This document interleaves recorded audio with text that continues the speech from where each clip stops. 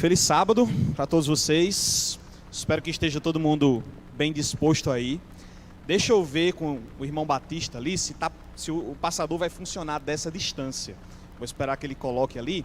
Como a Gabriela já anunciou, a gente vai conversar um pouquinho aqui sobre o assunto da nova terra e também do milênio. E espero que vocês estejam aí bem acordados. Com fome, acho que a maioria tá, né? Vocês estão de jejum desde que horas aqui? Desde as 7 da manhã? Sim, porque são 10 horas, né? Faz sentido então. Então, se segurem um pouquinho aí, que a gente vai aprender um pouco mais da palavra de Deus. E vamos prosseguir aqui, conhecendo o Senhor, tá bom? Conseguiu colocar, irmão?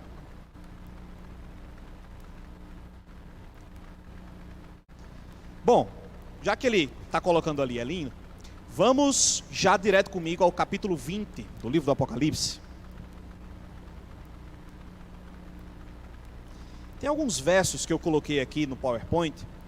Não quero ficar preso ali ao PowerPoint, mas coloquei alguns versos ali. Gostaria de ajuda de vocês quando aparecerem esses versos, para que a gente vá dinamizando mais o negócio, você consiga ficar acordado aí nesse tempo. Apocalipse no capítulo 20. Deixa eu entregar esse celular aqui.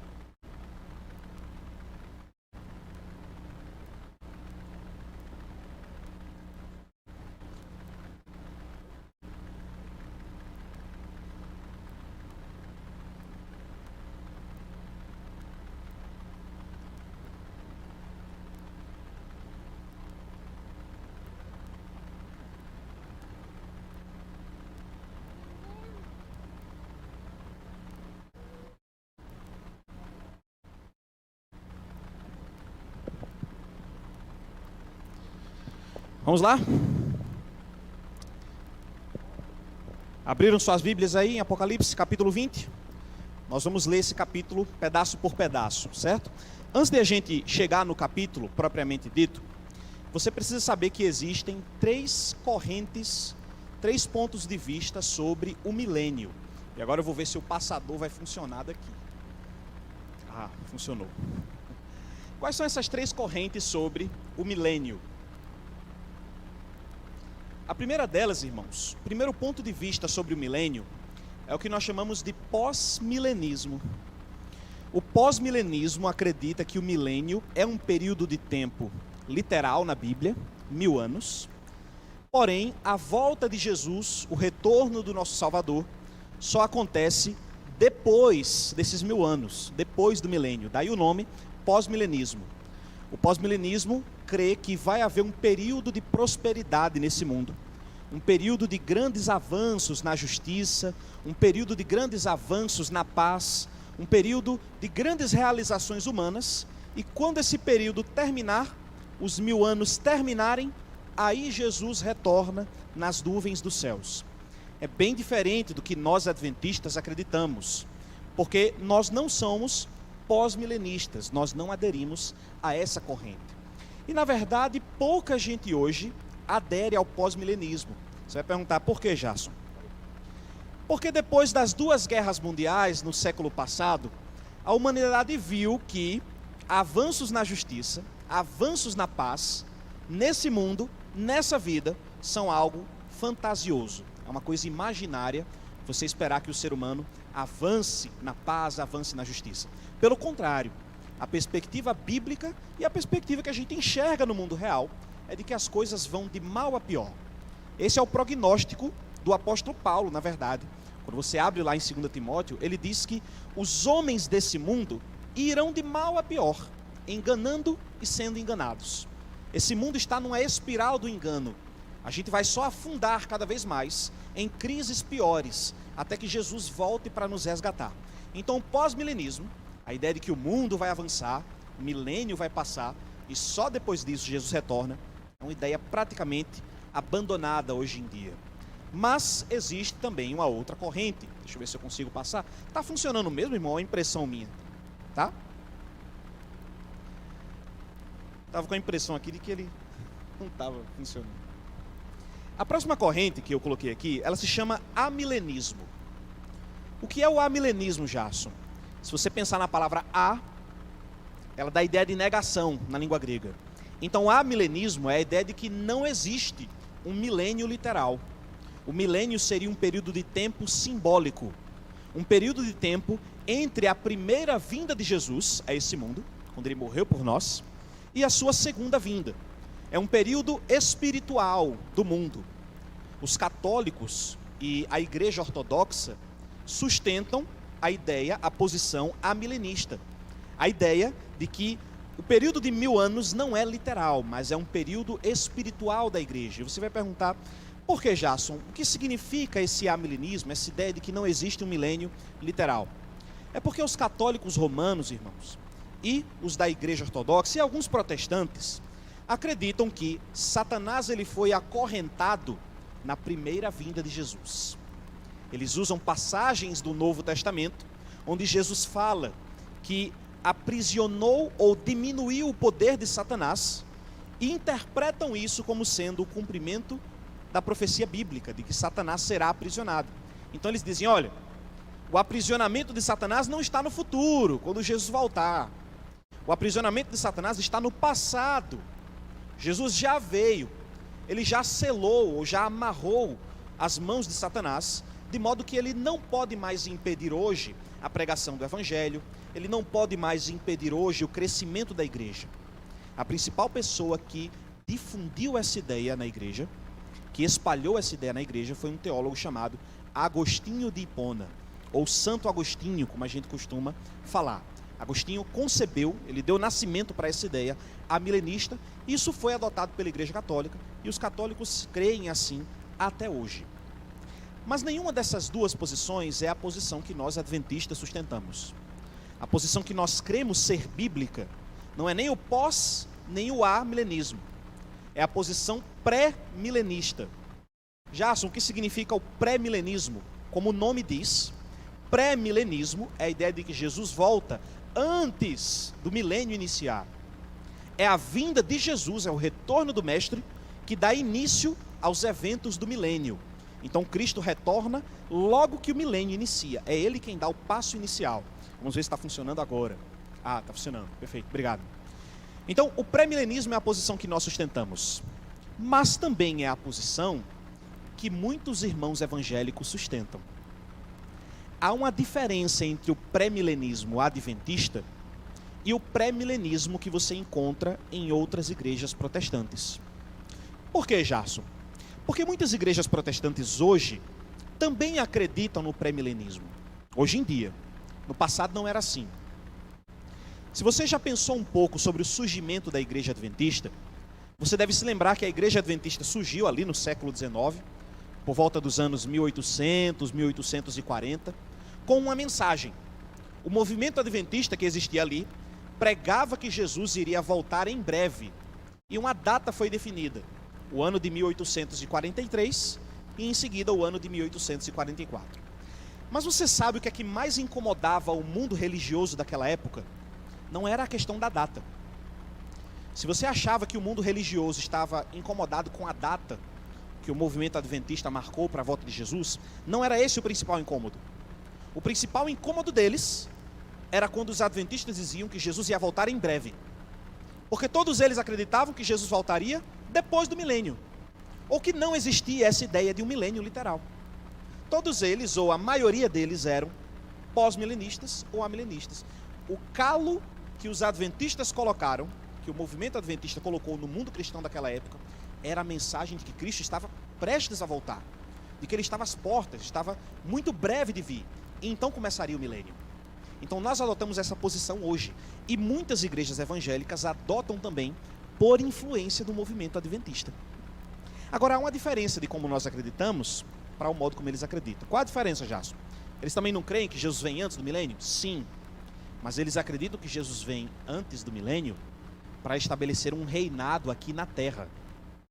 Eles acreditam que Jesus vai reinar, sim, por 1000 anos, mas aqui nesse mundo.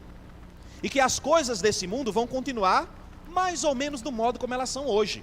Ainda vai haver várias nações, vão existir vários governos, inclusive governos que concordam com o reinado de Jesus, governos que discordam. Em outras palavras, Jesus vai vir a esse mundo para reinar aqui, mas ele vem para reinar como um rei terrestre, um comandante terrestre na Jerusalém aqui da terra. Essa é uma crença muito diferente de como nós acreditamos. E eu quero ver com vocês aqui nessa tarde a base bíblica para a nossa fé no capítulo 20 do livro do Apocalipse. Então, se você abriu aí comigo, vamos ver Apocalipse 20. Esse capítulo, irmãos, ele é dividido em 3 partes, principalmente, tá? Essas 3 partes eu coloquei aqui na tela, vai servir para nós mais ou menos como um guia. E à medida que a gente for lendo essas porções, vamos tentando extrair delas um pouco de significado. Amém ou misericórdia? Já que ninguém clamou por misericórdia, então vamos adiante. O Anderson já pavimentou o caminho aqui, lendo o capítulo 19 do Apocalipse com vocês.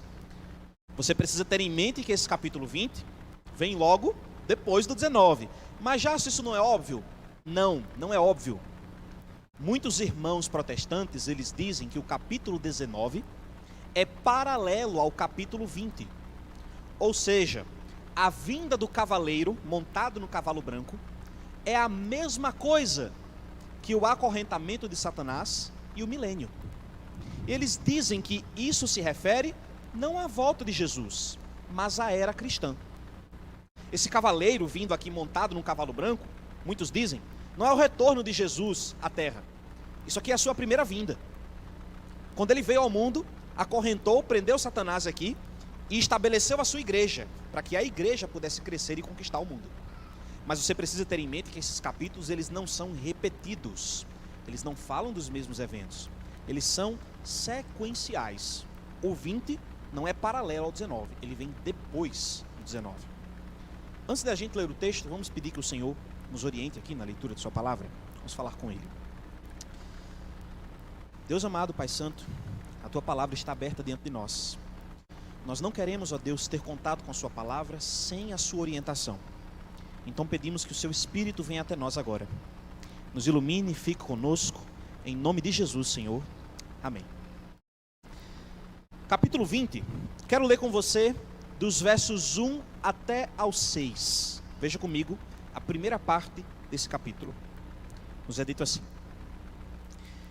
Então vi descer do céu um anjo, e ele tinha na mão a chave do quê? Como é que traz aí na sua versão? Leia o texto comigo. Ele tinha consigo a chave do abismo. Guarda essa informação, ela vai ser importante. E uma grande corrente. Ele segurou o dragão, a antiga serpente, que é o diabo, Satanás, e o prendeu por quanto tempo? 1000 anos. Lançou-o no abismo, fechou e pôs selo sobre ele, para que não mais enganasse as nações, até se completarem os 1000 anos. Depois disto, é necessário que ele seja solto pouco tempo. Se você prestou atenção, João ele continua escrevendo aqui, sem nenhuma pausa no relato. O que acabou de acontecer no capítulo 19, o cavaleiro montado no cavalo branco, eliminando a besta, eliminando o falso profeta, eliminando os ímpios e defendendo o seu povo, é imediatamente seguido a um anjo que desce do céu. Assim que termina o capítulo 19, um anjo desce do céu, já com uma corrente na mão e com a chave do abismo. O que nós estamos vendo aqui são os primeiros eventos, a transição para o início do milênio. E eu quero me concentrar com vocês aqui, inicialmente, numa palavrinha específica, que é a palavra abissos. Essa palavra é a que foi traduzida na sua Bíblia por abismo. Abissos na língua grega, ou abismo, é uma palavra muito usada no Antigo Testamento. Para você entender direitinho o livro do Apocalipse, você tem que conhecer o Antigo Testamento, certo, irmão? Antigamente eu lia aquele texto de Ellen White, onde ela diz que no livro do Apocalipse, todos os livros da Bíblia se encontram. E eu li essa declaração dela e eu achava que não fazia muito sentido. Como assim? No Apocalipse, todos os livros da Bíblia se encontram? Depois é que eu vim entender o que ela quis dizer. É porque o livro do Apocalipse ele foi construído com base no Antigo Testamento, que era a Bíblia que João tinha na época. Mas João escreveu o Apocalipse cheio das ideias do Evangelho, que é o Novo Testamento. Então todos os livros da Bíblia fecham o seu fluxo no Apocalipse. Para entender esse livro, você precisa ter familiaridade com o restante da Bíblia. Se você percebeu aqui, quando o Anderson leu o capítulo 19 com vocês, ele fez uso de uma outra passagem do Antigo Testamento, Isaías 63. Já, se você está dizendo que João escolhia o que ele queria colocar do Antigo Testamento, então João foi inspirado por Deus ou não foi? Foram as ideias que ele colocou da cabeça dele ou foi Deus que colocou as ideias? Você precisa entender que Deus trabalha com o profeta com aquilo que ele tem na mente dele. Deus não mostrou para o profeta João nenhuma pessoa vestida de terno e gravata. Deus não mostrou para o profeta João nenhum helicóptero, nenhum carro, nenhum navio, nenhum submarino. Deus não mostrou para o profeta João coisas do mundo moderno. O que é que Deus mostrou para João então, Jason? Ele mostrou o imaginário que João já tinha. Deus deu nova revelação para o profeta com base no que ele já conhecia. É por isso que João via uma besta de 7 cabeças. Você acha estranho porque você não tem contato com essas ideias, mas era uma ideia comum no mundo de João. Um monstro marinho que era símbolo dos poderes malignos. Um monstro marinho que todo mundo sabia que não existia de verdade, que era só simbólico, mas que servia para ilustrar uma ideia verdadeira. Então, Deus pegava as imagens que já estavam na mente de João e revelava novas verdades para ele, com o conteúdo que ele já conhecia. Então, aqui, quando João usa a palavra abismo, assim que uma pessoa da época lesse esse texto, a mente dela ia conectar-se com o Antigo Testamento. Eu acho que você consegue lembrar da primeira vez que a palavra abismo aparece na Bíblia. Vice Jason, como assim? Eu lembrar da primeira vez que uma palavra aparece na Bíblia? Você lembra, porque ela é muito fácil de lembrar. No princípio criou Deus os céus e a terra era sem forma e vazia, havia trevas onde? Na face do abismo. O Espírito de Deus pairava por sobre as águas. O que João está revelando para nós é que a terra, nesse momento, ela se torna igual ao seu estado primitivo. Assim como Moisés escolheu a palavra abismo para falar da terra naquele momento, João escolheu a palavra abismo para falar da terra logo que o milênio inicia. Então você começa a entender o que é que está acontecendo aqui. A terra retorna ao seu estado de caos original. Como é que a terra era caracterizada naquela ocasião? A terra, porém, estava sem forma e vazia. Essa era a característica do planeta naquele momento. Sem forma e vazia, irmão, significa que Deus não havia entrado em atividade criadora ainda. E você percebe um padrão no Antigo Testamento. Quando Deus envia os seus juízos, Ele está revertendo a sua criação. Pense comigo, pense, por exemplo, lá na criação no livro de Gênesis. Quando Deus começa a criar, a principal estratégia divina é ir separando as coisas.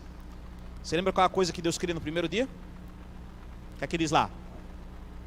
A luz. Deus separa a luz das trevas.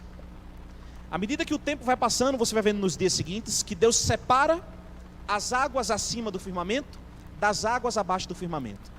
No dia seguinte, Deus separa a porção seca da porção molhada. E Deus vai separando. A estratégia divina para criar, em Gênesis 1, é ir separando. Pois bem, quando Deus envia o seu juízo sobre o mundo, o dilúvio, sabe o que é que Ele faz? Ele junta tudo de novo. No capítulo 7 de Gênesis é dito que as águas acima do firmamento desceram, se juntaram de novo com as águas abaixo do firmamento. A porção seca se juntou de novo com a porção molhada. A estratégia divina para destruir é o contrário da sua estratégia para criar.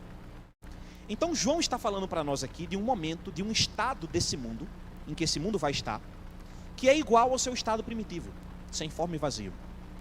Outros profetas do Antigo Testamento já tinham usado essa imagem. Veja comigo essa passagem de Jeremias, capítulo 4. Eu não coloquei esse texto na tela justamente porque eu queria ler com vocês aqui. Vá comigo a Jeremias, no capítulo 4. Eu quero que você entenda essa passagem aqui. Jeremias, capítulo 4.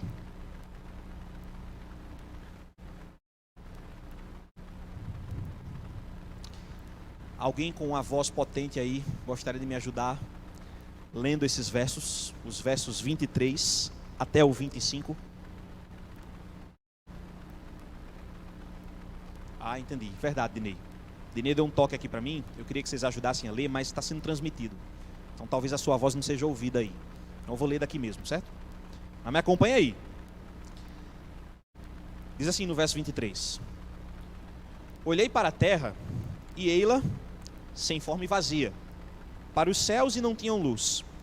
Olhei para os montes, e eis que tremiam, e todos os outeiros estremeciam.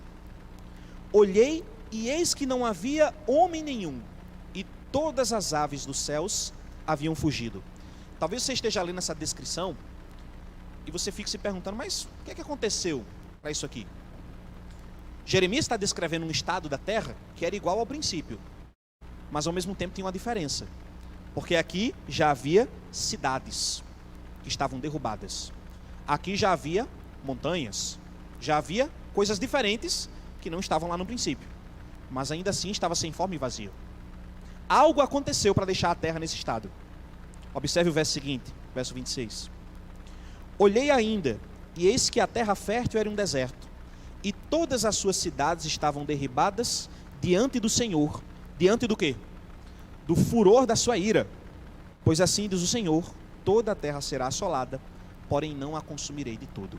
O profeta Jeremias contempla aqui um momento em que Deus entraria em ação na história, para derrubar as cidades, para transtornar o estado do mundo, e assim fazer a terra voltar ao seu estado original. Isso aqui não é um evento natural não, viu? Isso aqui é um evento sobrenatural.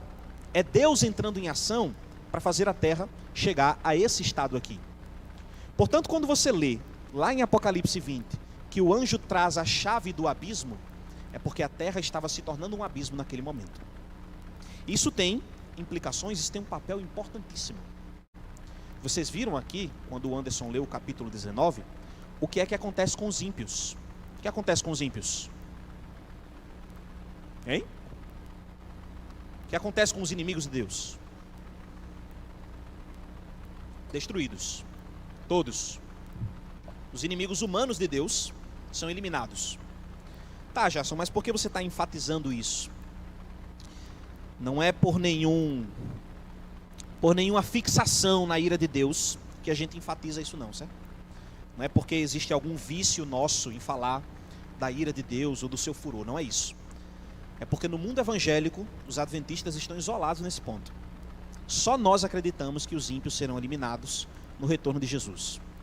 Como eu falei para vocês, o mundo evangélico acredita que Jesus volta sim a esse mundo antes do milênio. Tudo bem, nisso eles são iguais a nós. Mas eles dizem que o Senhor continuará reinando na terra e as nações continuarão vivas. Jesus permanece nesse mundo e existe aí, durante 1000 anos, uma segunda oportunidade, uma nova chance para que o mundo se arrependa. Irmãos, eu até respeito a posição teológica dos outros movimentos, das outras igrejas, mas isso cheira muito a uma armadilha de Satanás, para que você ache que mesmo Jesus voltando, você terá uma segunda chance. Já parou para pensar nisso? Quantos não serão enganados pensando que quando Jesus voltar durante o milênio eu me converto? Eu vou esperar Jesus voltar e eu vejo ele vindo, aí eu vou ter uma oportunidade de me converter lá, porque eu vou estar vendo com os meus próprios olhos. Mas não é assim que acontece.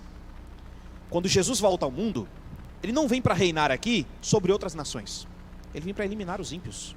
Isso aparece ao longo do livro do Apocalipse, especialmente no capítulo 19. É por isso que a terra se torna um abismo. O abismo é sem forma, é vazio, é sem vida. Não haverá atividade humana aqui durante esse período.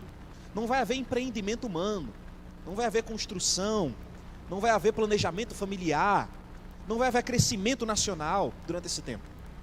Tudo isso será derribado diante do Senhor, diante do furor da sua ira. E repito mais uma vez, digo isso não por nenhuma fixação com a ira de Deus. A Bíblia apresenta a ira de Deus e nós devemos falar disso, mas não é por nenhuma fixação com esse ponto.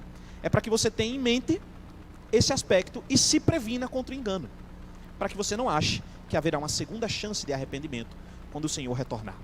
Ok, Jason, tudo bem, mas se os ímpios estarão mortos, se não vai haver vida de forma alguma, como será o cenário do planeta nesse mundo? Observe que até aqui nesse texto, João não disse para nós que Satanás será eliminado. O que ele diz para nós é que Satanás será acorrentado. Ele será preso. Então, embora os seus seguidores humanos, embora os inimigos humanos de Deus voltem ao pó, sejam eliminados, os inimigos angélicos, ou seja, os demônios, Satanás e os seus seguidores, permanecem vivos, porém acorrentados. Essa corrente aqui, ou essa prisão, ela é uma prisão espiritual, ou uma prisão metafórica. Não é que o anjo tem uma corrente literal. Uma corrente literal não poderia prender um ser como Satanás. Essa corrente aqui, ou essa prisão, ela é explicada no próprio texto. Veja comigo aí no capítulo 20, mais uma vez. Ele diz para nós, ó, no verso 2 ele fala que prendeu por 1000 anos, mas no verso 3 ele fala, lançou no abismo, fechou-o, pôs selo sobre ele, para que não mais o quê? Enganasse as nações. O próprio texto explica para nós o que é a prisão de Satanás. Você não precisa ficar imaginando, especulando. A prisão dele é o seu impedimento para enganar as nações. Ele não mais poderá enganar as nações durante esse tempo, porque não haverá nação nenhuma. Não haverá nenhum povo aqui a fim de ser enganado. O milênio, nesse sentido, irmãos, ele é um período novo para Satanás. Ele é um período de novidade para o inimigo de Deus. Como assim, Jason? Não é uma novidade no sentido positivo, não. Como será para nós? Para nós será uma coisa nova e boa, mas para ele será uma novidade negativa. Você pergunta por quê? Porque durante todo o grande conflito, Satanás e os seus anjos estiveram empenhados numa única atividade. Durante todo esse tempo, Satanás perseguiu um único objetivo. O inimigo de Deus não é uma força espiritual, metafórica. O inimigo de Deus, ele é um indivíduo. Ele tem mente, ele tem raciocínio, tem seus próprios desejos. E nesse momento, Satanás passará por um novo período, porque ele vai estar sem a oportunidade de fazer a única coisa que ele fazia durante todo esse tempo. Satanás, durante todo o grande conflito, buscou macular e manchar o caráter de Deus, atrair pessoas para a perdição, levar pessoas a morrerem sem ter contato com o Salvador. Durante todo esse período, Satanás esteve empenhado na única obra de manchar o caráter de Deus. Ele queria provar para o universo que o seu governo era melhor que o governo divino, que as suas regras, que na verdade não eram regra nenhuma, que o seu desejo de eliminar a lei de Deus era o melhor para o universo. Mas durante esse período, ele não vai poder fazer nada disso. Não haverá nenhuma nação para que ele engane. Não haverá nenhuma pessoa com quem ele possa lançar os seus sofismas. Então o que é que ele vai fazer? Vai simplesmente observar. Satanás estará diante dos seus olhos com uma terra toda escabrunhada, uma terra que estará completamente quebrantada, uma lua transformada em sangue, porque é a descrição que o Apocalipse nos dá do que acontecerá nesse período, um sol negro em trevas, sem nenhuma luz solar, o mar apenas com seres mortos, também transformado em sangue, todas as cidades derribadas diante do Senhor e cadáveres amontoados um por cima do outro. Você já imaginou esse cenário? Nada bonito, né? Mas Deus quer que Satanás fique aqui para observar isso. Deus quer que o inimigo dele observe quais são os resultados do grande conflito. Satanás terá uma prova, não somente ele, mas todo o universo terá uma prova do que aconteceria se Deus deixasse o seu trono e permitisse que Satanás assumisse seu lugar. Se Deus largasse as armas no grande conflito, o império que ia se estabelecer, não só no planeta Terra, mas no universo inteiro, ia ser esse. Então, durante todo esse período, o inimigo de Deus vai observar os resultados da sua obra, de modo que até mesmo ele estará convencido de que não teve sucesso. Veja, o inimigo de Deus, ele não vai se arrepender. Ele não vai se voltar no temor do Senhor. Mas ele vai estar convencido de que o que ele fez foi errado e de que não foi bom. É por isso que nós dizemos, como adventistas, que nesse tempo aqui vai acontecer o que nós chamamos de o término do dia da expiação. O dia da expiação, aquela cerimônia do Antigo Testamento, terminava quando o sumo sacerdote saía do santuário e colocava os pecados do povo, ou a responsabilidade dos pecados do povo, sobre um animal, o bode para Azazel. E o bode para Azazel era enviado para o deserto, a fim de que ele morresse à míngua, morresse de sede. Jason, qual é o significado dessa cerimônia simbólica? Note, o bode para Azazel apesar de ser um animal do ritual, ele não simbolizava Jesus. Nós sabemos que a grande maioria, a maioria esmagadora dos animais do Antigo Testamento, apontavam para Cristo. Por que, Jason? Porque todos esses animais eram sacrificados. Se você já leu o livro de Hebreus, lá está escrito o seguinte: sem derramamento de sangue não existe o quê? Remissão. Sem derramamento de sangue não há perdão. Então, os animais que apontavam para Jesus no Antigo Testamento eram aqueles que morriam em sacrifício. Mas esse bode é diferente. Esse bode que aparece no ritual do dia da expiação, ele não morre sacrificado. Ele é enviado para o deserto para morrer à míngua. Desse modo nós entendemos que Satanás está ali representado, não a favor do povo, mas para carregar o peso da culpa que ele levou o povo de Deus a cometerem seus pecados. Então, durante todo esse período, Satanás está aqui num período de reflexão, pensando sobre tudo que ele fez no grande conflito, entendendo que a culpa dos pecados do povo de Deus, na verdade é dele. Ele é o responsável por desviar os filhos de Deus. Mas esses filhos se arrependeram, se voltaram para o Senhor, ao passo que ele não pôde fazer isso. Então, nós encontramos aqui o cumprimento, o término do dia da expiação. Vamos comigo aí continuar na leitura do Apocalipse. Esse é o início do milênio, certo? São os primeiros eventos. Veja que João diz para nós que depois do milênio, Satanás precisa ser solto. Ele não explicou ainda para nós, mas vai explicar lá na frente. Veja comigo os versos 4 até o 6. Ele diz assim: vi também tronos, e nestes sentaram-se aqueles aos quais foi dada a autoridade de julgar. Vi ainda as almas dos decapitados, por causa do testemunho de Jesus, bem como por causa da palavra de Deus, tantos quantos não adoraram a besta, nem tampouco a sua imagem, e não receberam a marca na fronte e na mão, e viveram e reinaram com Cristo durante 1000 anos. Os restantes dos mortos não reviveram, até que se completassem os 1000 anos. Esta é a primeira ressurreição. E agora vem uma bênção, uma das 7 bênçãos do Apocalipse, né? Bem-aventurado e santo é aquele que tem parte na primeira ressurreição. Sobre esses a segunda morte não tem autoridade. Pelo contrário, serão sacerdotes de Deus e de Cristo e reinarão com ele os 1000 anos. João aqui troca o foco. Ele não está olhando mais para a terra. Ele está olhando aqui para eventos que acontecerão no céu. Jesus retorna a esse mundo para resgatar o seu povo, como ele havia prometido, e o povo de Deus ascende para o céu. Lá no céu, João diz que viu tronos, e se assentam pessoas nesses tronos. Se você olhar direitinho, ele dá uma descrição. Quem foi que se assentou no trono? Quem foi que recebeu tronos para sentar? João diz que foram aqueles que receberam autoridade para fazer uma coisa. Como é que está na sua versão?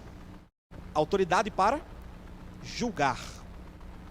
João fala que quem senta nesses tronos são as almas dos decapitados. Aí algumas pessoas ficam tanto assustadas aqui, porque dizem: vixe, quer dizer que aparece alma mesmo na Bíblia? São pessoas mortas que aparecem aqui? Entenda que a palavra alma, que foi traduzida no português aqui para alma, ela simboliza simplesmente pessoa, certo? Psique significa pessoa. Não vai ninguém morto para o céu, irmãos. Quando Jesus retorna, João explica para nós que ele realiza a obra da primeira ressurreição. Então não vai nenhum morto para o céu. Os que estão indo para o céu aqui são pessoas ressuscitadas. Então as almas daqueles que foram decapitados são essas pessoas de volta à vida num corpo, mas que elas haviam sido decapitadas antes. Lá, durante o grande conflito, elas foram decapitadas. Mas no retorno de Jesus, ele faz com que elas ressurjam num corpo imortal, de modo que agora elas podem se assentar nesses tronos. Qual o objetivo de se assentar nesses tronos aí? Temos que pensar sobre isso também. Eu preciso também comentar com vocês, irmãos, antes de nós irmos diretamente a essa questão, sobre a questão do período de tempo, o milênio. Quando você lê a palavra 1000 anos aí, lá no texto original, João fala de Kili et, 1000 anos. Muitos têm debatido aqui se esses 1000 anos seriam 1000 anos literais mesmo, ou 1000 anos simbólicos. Como adventistas do sétimo dia, nós temos um princípio chamado princípio dia-ano. de interpretação profética. Você já ouviu falar no princípio dia-ano?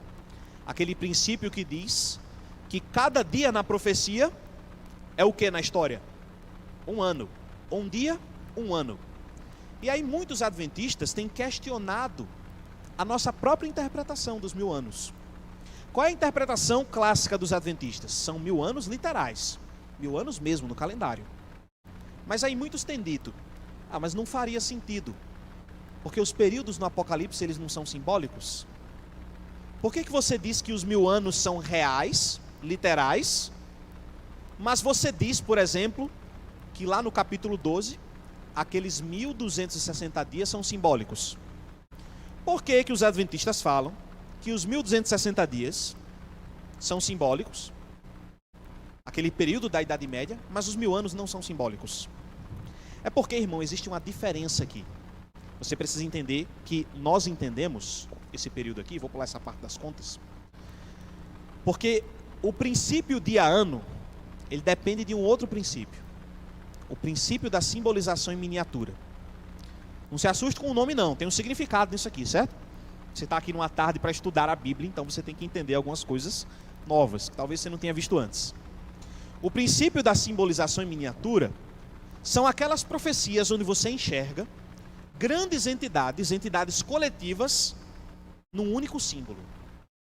Dê um exemplo, Jason. Por exemplo, lá no Antigo Testamento, o Império da Babilônia é simbolizado na figura de um leão. O Império da Babilônia, irmãos, era algo coletivo, né? Várias pessoas compunham o império. Mas Daniel coloca isso como símbolo na figura de um leão. O poder que perseguiu o povo de Deus na Idade Média é representado como um chifre pequeno. Era um poder coletivo. Era uma igreja. Era uma instituição política religiosa. Com várias pessoas. Mas é simbolizado num único símbolo. Assim nós entendemos que temos grandes entidades simbolizadas numa miniatura. Então o tempo também está em miniatura lá naquelas profecias. Lá naquelas profecias, quando se fala de 1260 dias, isso está sendo simbolizado por um período maior. Mas é diferente aqui no capítulo 20 de Apocalipse. Os 1000 anos que aparecem aqui estão atrelados ao dragão. Eu pergunto para você, irmão, o dragão, ele é uma entidade coletiva ou ele é uma pessoa só? Quem é o dragão no livro do Apocalipse? Satanás. Satanás não é uma entidade coletiva, não é um governo, não é um império. Os símbolos aqui nesse capítulo não estão em miniatura. Eles não são símbolos coletivos, são individuais. Então o tempo aqui é literal também. O tempo não está em miniatura, é um tempo real, de fato. Então nós temos 1000 anos que vão transcorrer na história mesmo, durante esse período, certo? Agora, nós temos que nos perguntar, como eu falei para vocês, sobre o significado desses tronos que são colocados aqui, dessas pessoas que se sentam para julgar. Qual é o grande objetivo de Deus em realizar esse julgamento? Nota, irmão, que assim como o período do milênio será um período novo para o inimigo de Deus que estará aqui na terra acorrentado, refletindo nos seus atos, também será um período completamente novo, primoroso, positivo para o povo de Deus. Porque o povo de Deus será levado para o céu e lá vão acontecer muitas coisas novas para nós. Você, por exemplo, poderá conhecer os santos salvos de todos os lugares do mundo e de todas as gerações. Às vezes a gente olha ou vem à igreja, né? E graças a Deus que nós temos uma igreja local para frequentar, mas às vezes a gente tem a mentalidade de que a igreja é só o que está aqui, não é?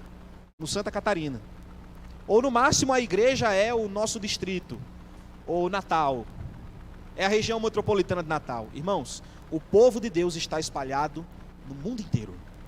Pessoas de várias nações, de todas as tribos, de várias línguas. E o povo de Deus está espalhado em toda a história. Então, durante o período do milênio, Deus nos dará a oportunidade de entrar em contato com os santos de todas as gerações. Você poderá entreter conversa com Abraão. Você poderá conversar com o rei Davi. Você poderá conversar com Adão e Eva, nossos primeiros pais. Então, durante esse período, e por isso que ele precisa ser um período longo, nós estaremos em atividade. Vamos poder conhecer também pessoas ou seres de outros mundos. Vamos poder conhecer a comunidade angélica, os anjos que permaneceram fiéis, os anjos eleitos de Deus, que não caíram em pecado. Você poderá ter contato com o seu anjo da guarda, que lhe protegeu durante toda essa vida. Mas o principal objetivo de Deus não é simplesmente que nós tenhamos comunhão com os santos, com os anjos. O objetivo dele é que o milênio seja um período de julgamento. Como assim, Jason, um período de julgamento? Deus tem um governo. Deus, gente, ele se relaciona com as criaturas como um governante. E como um governante, Deus não toma decisões que não tenham uma justificativa real. Vejam, irmãos, que Deus não precisava dar justificativa do que ele faz para ninguém. Afinal de contas, ele é o dono de tudo, né? Mas ainda assim, Deus deseja demonstrar os princípios do seu governo, mostrar o seu caráter.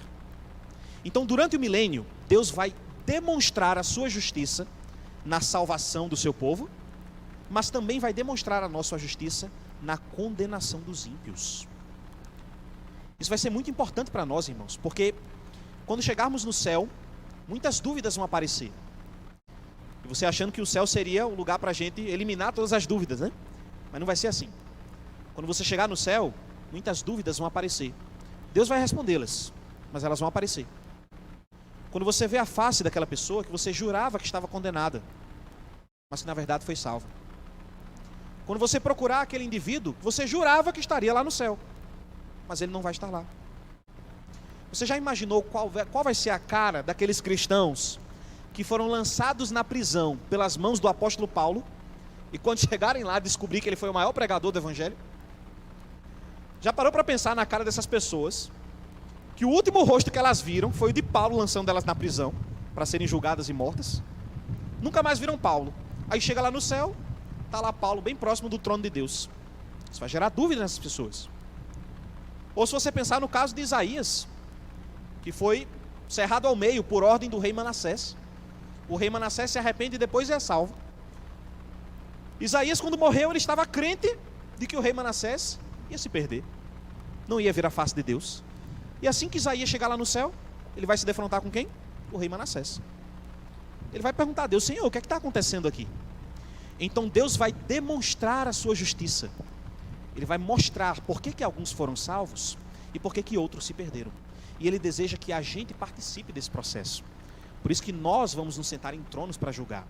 Jason, mas isso está só no livro do Apocalipse? Tem outras passagens da Bíblia também. Por exemplo, vou já responder essa pergunta aqui, se o milênio vai ser no céu ou na terra. Vou passar esse ponto para voltar nele depois. Vejam o que é dito em 1 Coríntios, no capítulo 6, os versos 1 a 3, Paulo diz o seguinte. O que estava acontecendo aqui em Corinto, só para você entender, certo? Os irmãos da igreja de Corinto estavam cheios de picuinhas, cheios de problemas. O irmão chamava o outro para trabalhar, não queria pagar. Um exemplo.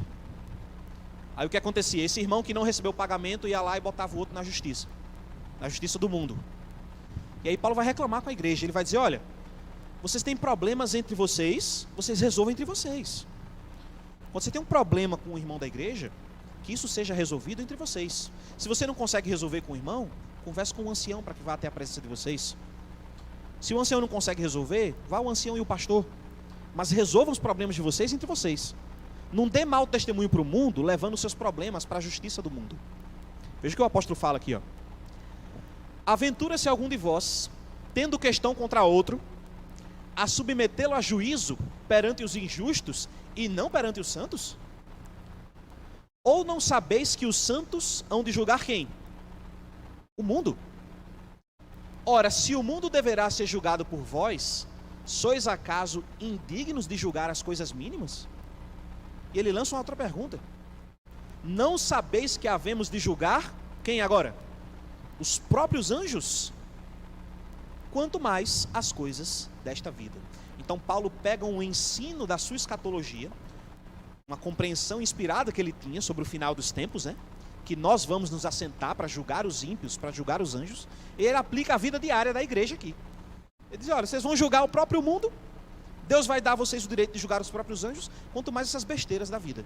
Então resolvam os problemas de vocês entre vocês. Mas aqui ele revela uma verdade para nós. ganharemos o direito de acompanhar o juízo dos ímpios. Lá, Deus vai abrir as páginas da história dentro dos nossos olhos. Nós vamos compreender como a mão da providência divina guiou as nossas vidas até aquele ponto. Cada ocasião da nossa vida, cada lágrima derramada, cada sofrimento, Deus vai revelar para nós como aquilo nos conduziu ao céu. Ao mesmo tempo, Deus vai mostrar como a mão da sua providência fez tudo, fez o máximo para salvar as pessoas.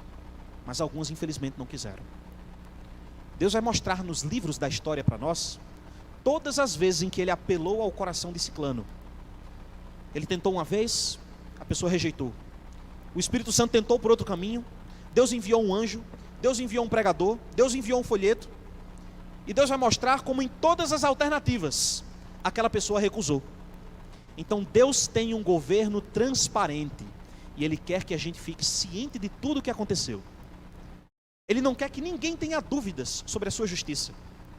O cântico dos justos no livro do Apocalipse, irmãos, é: justos e verdadeiros são os teus caminhos, Senhor. O que a gente vai cantar lá no céu é isso. A gente vai declarar a justiça de Deus. E nós só poderemos declarar essa justiça se primeiro a gente tiver convicção dela. Então Deus primeiro vai mostrar para nós como em todos os caminhos Ele foi justo. E Paulo mostra outra coisa para nós também ainda em 1 Coríntios. Ele fala o seguinte, deixa eu ver, 1 Coríntios 4, ele diz assim, portanto nada julgueis antes do tempo, até que venha o Senhor, o qual não somente trará à plena luz as coisas ocultas das trevas, Ele vai revelar as coisas, né? Mas também manifestará os desígnios dos corações. Deus vai mostrar tudo que esteve oculto durante esse tempo. Mas eu quero que você se concentre aqui nas expressões temporais. Note, nada julgueis antes que venha o Senhor. Ou seja, você não vai ter condições de saber nenhuma verdade profunda sobre a vida de ninguém antes que venha o Senhor. Mas quando o Senhor vier, quando Ele retornar, Paulo está revelando para nós que vai começar um período de julgamento. Porque até que Ele venha, você não poderá julgar. Mas quando Ele vier, esse conhecimento você terá. É importante que você tenha uma compreensão desses versos aqui, certo? Quando alguém lhe perguntar, de onde é que você tirou essa ideia de que a gente vai julgar os ímpios quando Jesus voltar? Está aqui. Nada julgueis até que venha o Senhor. Mas quando Ele vier, vamos ter o direito de julgar homens e anjos, certo? Jesus também fala isso nos evangelhos. Eu vou pular esses textos aqui para a gente ganhar um pouco de tempo. Mas o mestre fala nesses versos aqui que quando Ele vier, os seus apóstolos ganhariam o direito de se assentar em tronos para julgar as 12 tribos de Israel.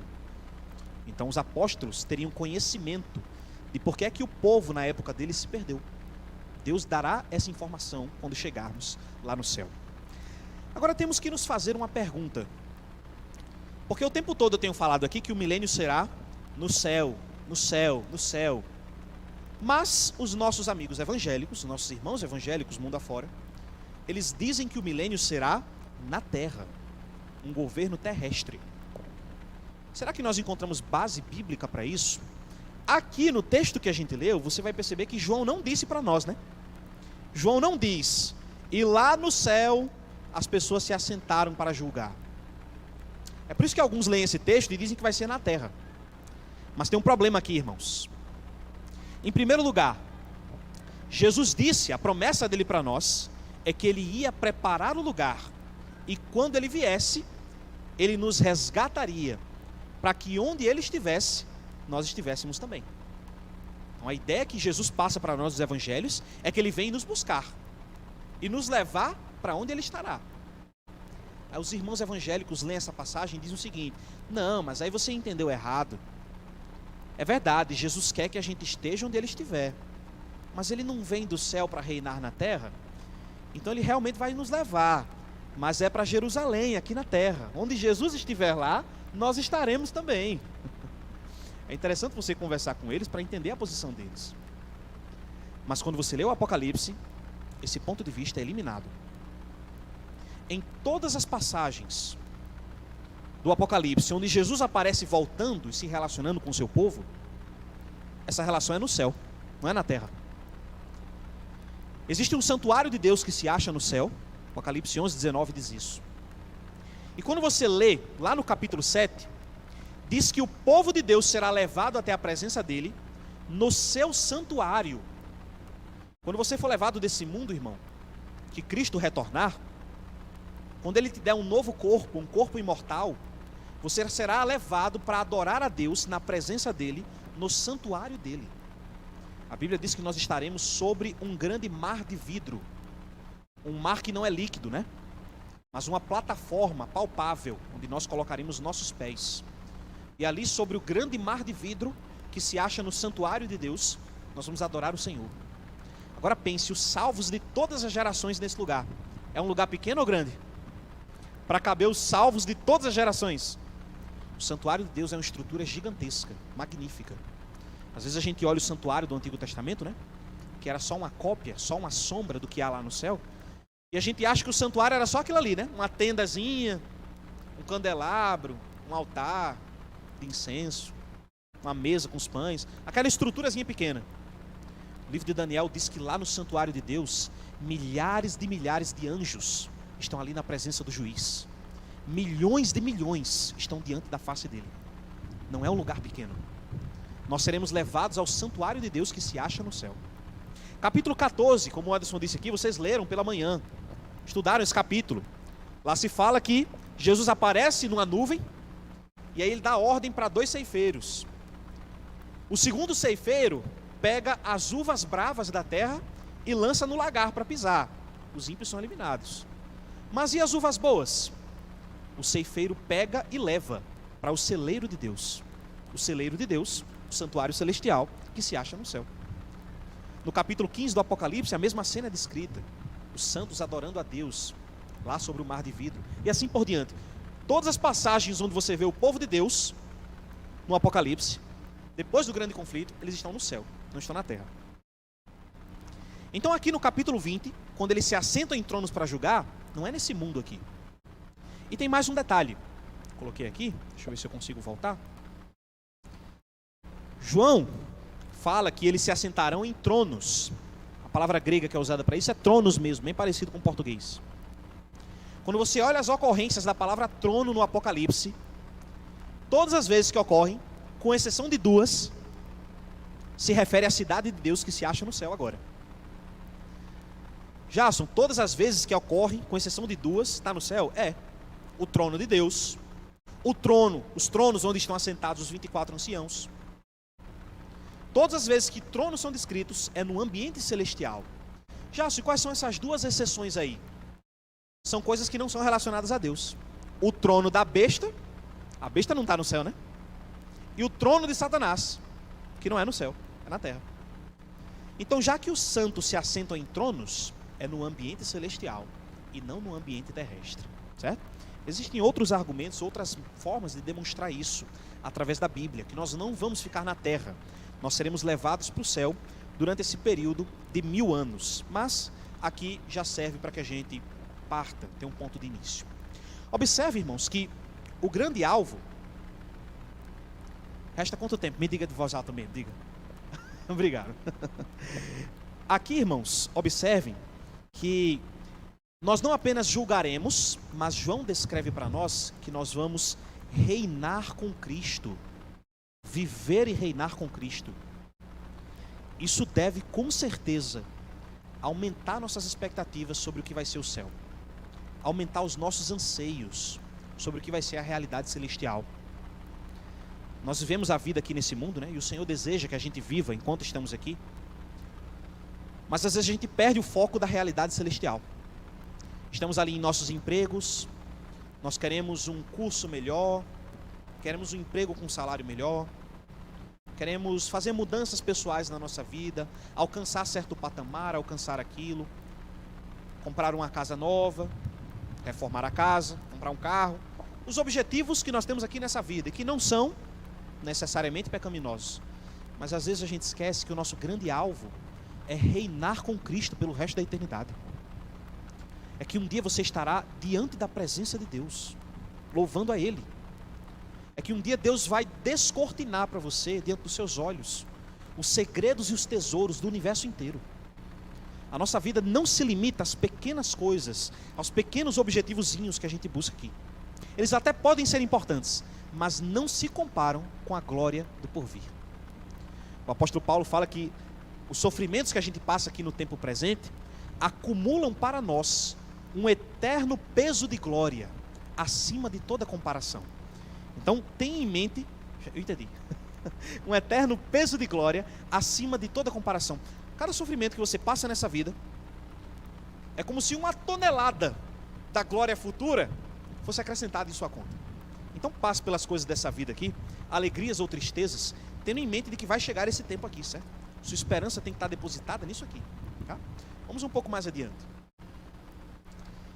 Além do julgamento de Deus, o que mais aparece para nós aí no livro do Apocalipse? Eu quero que você leia comigo agora o restante do texto bíblico. Volte comigo lá em Apocalipse 20, porque há algo mais que João tem a nos dizer. Olhe com cuidado o verso 5. O verso 5 diz assim, ó: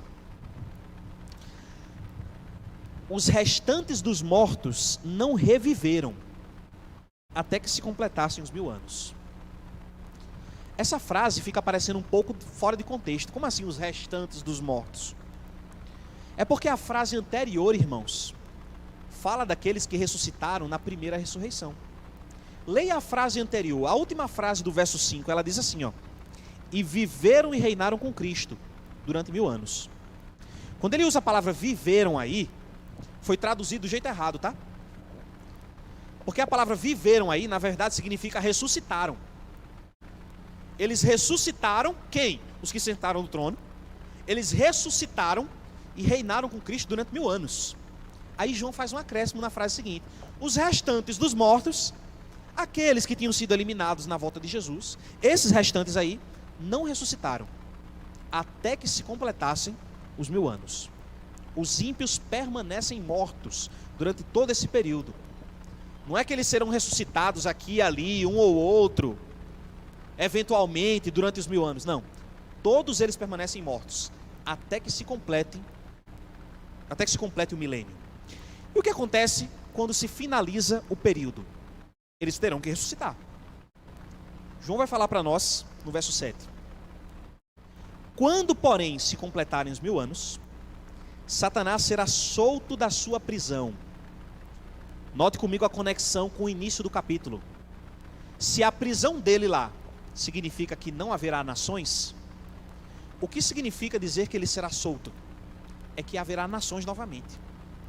Se a prisão dele é estar impedido de tentar, porque não haverá ninguém vivo, a sua soltura significa a sua liberação para tentar, porque haverá mais uma vez pessoas vivas, certo?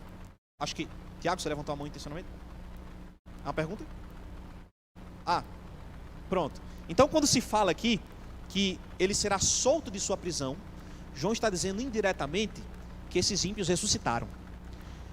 Se você perceber e prestar atenção, João não descreve em nenhum lugar a ressurreição dos ímpios no capítulo 20. Ele só pressupõe que ela aconteceu. Já, onde é que está escrito? Se não está escrito que eles ressuscitaram, como é que a gente sabe? É porque ele diz que Satanás será solto. Simples. Ponto. A soltura de Satanás equivale à ressurreição dos ímpios. João também não fala da segunda ressurreição. Ele fala só da primeira ressurreição. A expressão, a frase, segunda ressurreição não aparece no Apocalipse. Por que, Jason? É porque essa segunda ressurreição, irmãos, ela não é uma ressurreição de fato. Ela não é uma ressurreição real. Inclusive, essas pessoas que voltam à vida, sabe como é que João chama elas? Os mortos. Mas eles não vão estar vivos, Jason? Mas do ponto de vista de Deus, eles são os mortos, porque para eles não tem mais esperança de vida eterna. Quem não participou da primeira ressurreição, não tem mais oportunidade de vida eterna. Do ponto de vista de Deus, eles são os mortos. E para que Deus traz eles de volta à vida? Simplesmente para serem julgados. Então observe como João vai descrever a sequência para nós. Ele diz o seguinte: quando, porém, se completarem os 1000 anos, no verso 7, Satanás será solto da sua prisão e sairá a seduzir as nações que há nos 4 cantos da terra, Gog e Magog, a fim de reuni-las para a peleja. o número dessas é como é que diz aí na sua versão? A areia do mar, uma multidão de perdidos. Gog e Magog, que aparece nessa passagem, é uma forma simbólica retirada do Antigo Testamento. Gog era um rei de uma região chamada Magog. Ele governava sobre 3 nações. O rei Gog, naquela época, na época do profeta Ezequiel, era o principal inimigo de Israel. Estava o tempo todo em tensão contra o povo de Deus. E lá no capítulo 38 e 39 de Ezequiel, Deus profetiza que haveria um dia onde ele mesmo, o próprio Deus, eliminaria Gog e todos os habitantes de Magog que fossem inimigos dele. Então, como isso não aconteceu na história, porque Deus nunca eliminou o rei Gog e as nações que estavam em Magog, João pega aquela profecia e joga onde? Depois do milênio. É aqui onde Gog e Magog estarão. Satanás, o rei, e todos os ímpios que estarão com ele. Um exército inumerável. Os perdidos aqui são colocados como sendo tão grandes quanto a areia do mar. Eu li essa descrição antes e achava impressionante, até que eu percebi que João está fazendo aqui uma paródia, uma ironia, com base na descrição do povo de Deus no Antigo Testamento. Você sabia que o povo de Deus é descrito também como inumerável como a areia do mar? A promessa de Deus a Abraão, a Isaac e a Jacó é que a descendência deles, a descendência dos salvos, seria tão grande e tão inumerável como a areia do mar. Um exército inumerável. João está dizendo aqui que, infelizmente, apesar de o povo de Deus, do Antigo Testamento, Israel, ser como a areia do mar, nem todos foram salvos. Muitos viraram areia de esterco. Areia para ser jogada no lixo. Areia de perdidos. Mas existe uma outra promessa de Deus também no Antigo Testamento que me consola muito. Porque Deus não prometeu somente que o povo seria como a areia do mar. Deus prometeu que a descendência de Abraão seria como as estrelas do céu. Você sabia que existem mais estrelas do céu do que grãos de areia na praia? Se você contar os grãos de areia na praia, de todas as praias do mundo inteiro, isso não chega nem perto da quantidade de estrelas que existem no universo inteiro. Deus diz aqui que o seu povo será, ou melhor, os ímpios serão como a areia do mar, mas o povo de Deus será como as estrelas dos céus. Quando nós nos reunimos, a comunidade dos santos de Deus, os seus santos anjos, as suas outras criaturas espalhadas pelo universo consciente, então todos nós seremos como uma multidão de estrelas nos céus. Porque o povo de Deus não se resumirá apenas a nós, mas a todas as mentes conscientes que estarão no universo inteiro. Quando a Bíblia diz, irmãos, que você é filho de Deus, isso não é só uma forma poética de fala não, viu?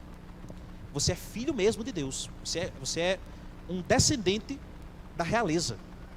Você faz parte da família de Deus. Quando nós caímos em pecado, nós perdemos o status de família de Deus. Nós nos tornamos inimigos dele. Mas a palavra de Deus fala que quando Cristo veio ao mundo e morreu por nós, Ele nos comprou de novo. Deus nos deu o direito de fazermos parte da família dele mais uma vez. Então você é filho da realeza de fato. Um dia você poderá andar livremente pelo palácio do Criador. Um dia você poderá livremente tocar no trono do Rei do Universo. Porque você faz parte da família íntima dele. Infelizmente o retrato dos ímpios é que eles são como a areia do mar. Veja o que João vai dizer mais para nós no verso 9. Marcharam então pela superfície da terra e sitiaram o acampamento dos santos e a cidade querida. Desceu, porém, fogo do céu e os consumiu. Note que João aqui não fala sobre o lago de fogo, não ainda, certo? Porque aqui ele está apresentando um resumo para nós. O que é que vai acontecer? Cristo vai ressuscitar todos os ímpios. Satanás vai iludi-los, fazendo eles pensarem que foi o poder deles quem o ressuscitou, e vai movê-los numa última peleja contra Deus. Mas assim como a guerra do capítulo 19, essa aqui também nem chega a acontecer. Você percebeu no capítulo 19 que a guerra nem chega a acontecer? Lá diz que o cavaleiro vem montado no cavalo branco, aos reis da terra, a besta, os inimigos de Deus, todos com armas apontadas para o cordeiro. A Bíblia descreve sem esforço nenhum, e a besta foi aprisionada. e o falso profeta foi lançado no lago de fogo. Só isso. O cavaleiro não precisou nem fazer esforço. Cristo não precisa nem fazer esforço para eliminar os ímpios. Aqui acontece a mesma coisa. Mais uma vez, em ousadia, eles se colocam contra a cidade de Deus, mas simplesmente desce fogo do céu e aniquila todos os ímpios, sem nenhum esforço. Não ocorre nenhuma guerra de verdade aqui, porque o exército dos ímpios será eliminado pelo Senhor. Aqui, irmãos, os versos 11 até o 15, eles vão explicar para nós o que acontece nesse meio tempo.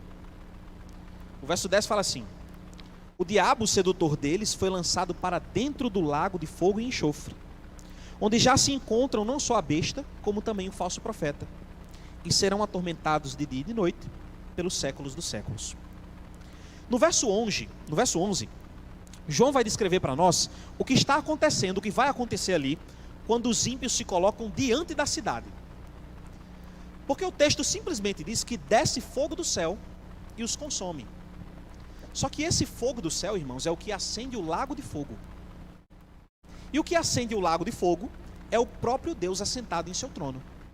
Então a cena que você vai ler agora, dos versos 11 até o 15 desse capítulo, o finalzinho desse capítulo, é uma descrição do que acontece assim que os ímpios chegam diante da cidade. Assim que eles já estão arregimentados ali, prestes a atacar, aparece essa cena. Olha a cena do verso 11. Vi um grande trono branco e aquele que nele se assenta, de cuja presença fugiram o céu e a terra, e não se achou lugar para eles. Irmãos, no livro do Apocalipse, aquele que se assenta no trono é uma descrição para Deus o Pai. Mas a figura que a gente está vendo aqui não é Deus o Pai. Porque esse trono aqui é diferente dos outros tronos que aparecem no Apocalipse. O que é que esse trono tem de diferente? Leia aí de novo. Diz que João viu um grande trono o quê? Branco.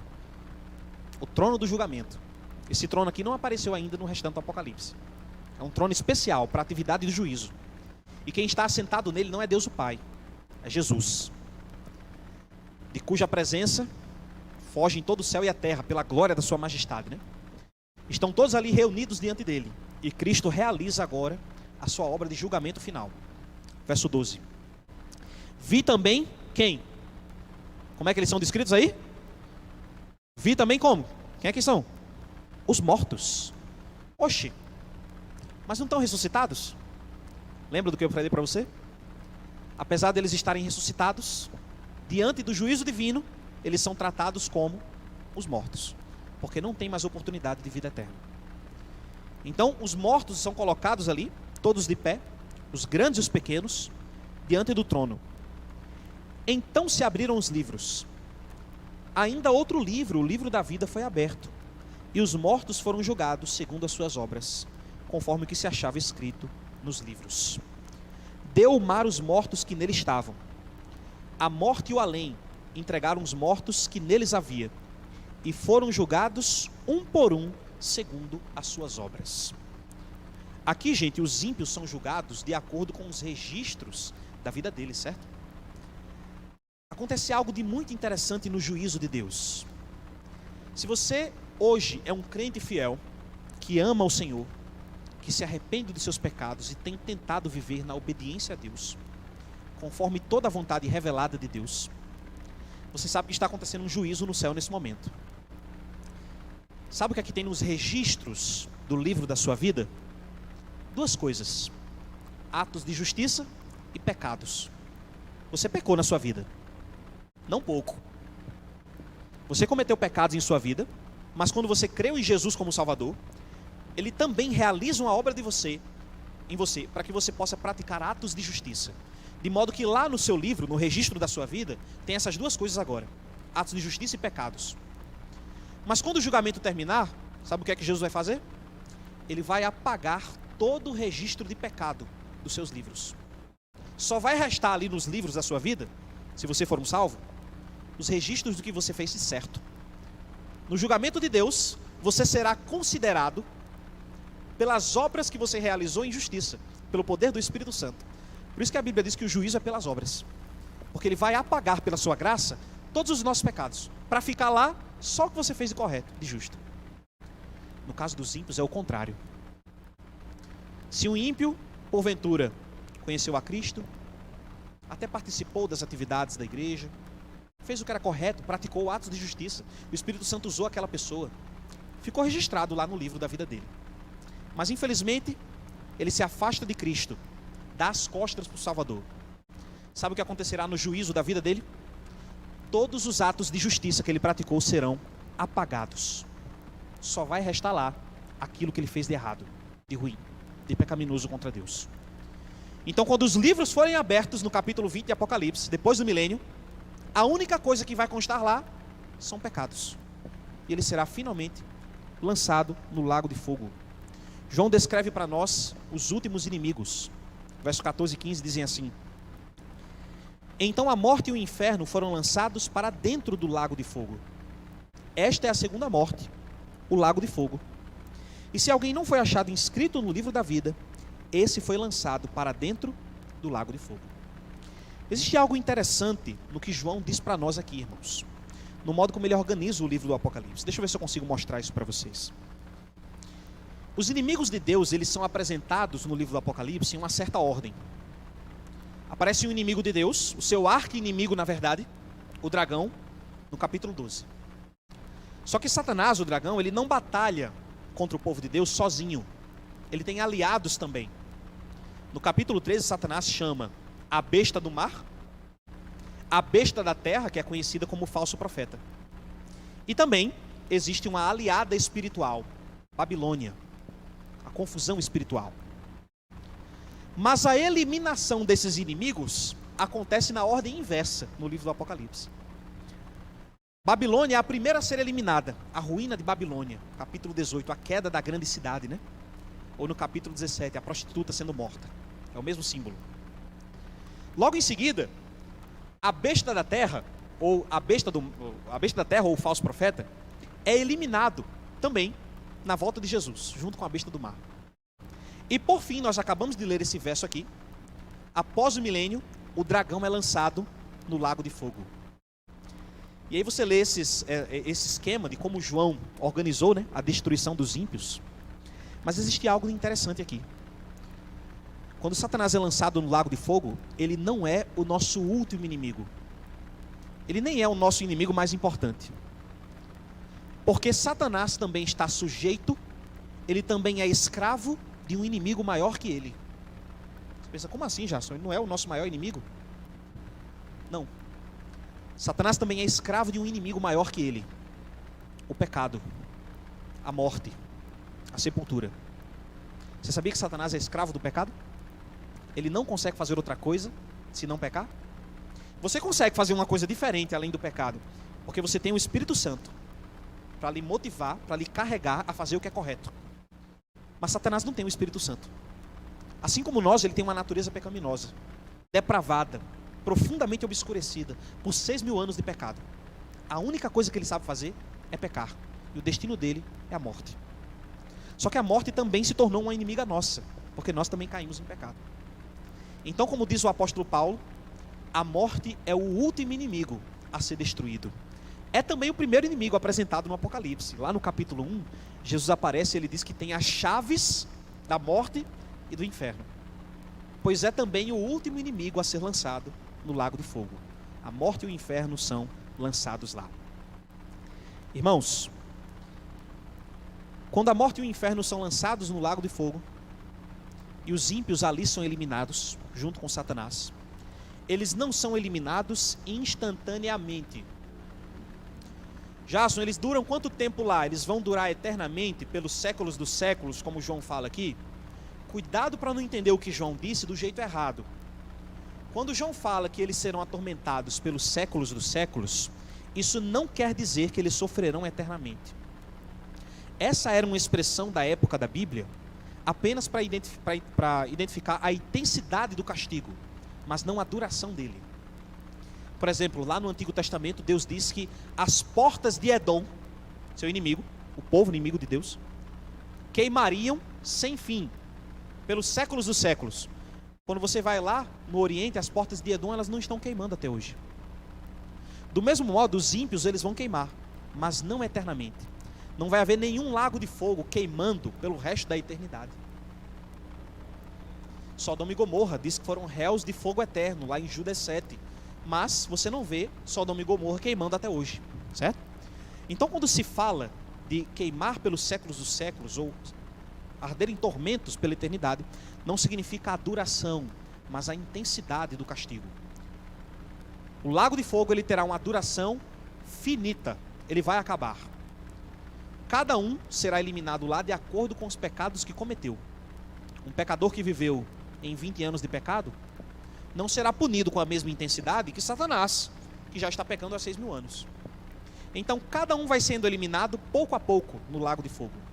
Quem será o último a ser eliminado ali? O último ser pessoal a ser eliminado é o próprio Satanás, porque foi o que cometeu mais pecados ao longo da história.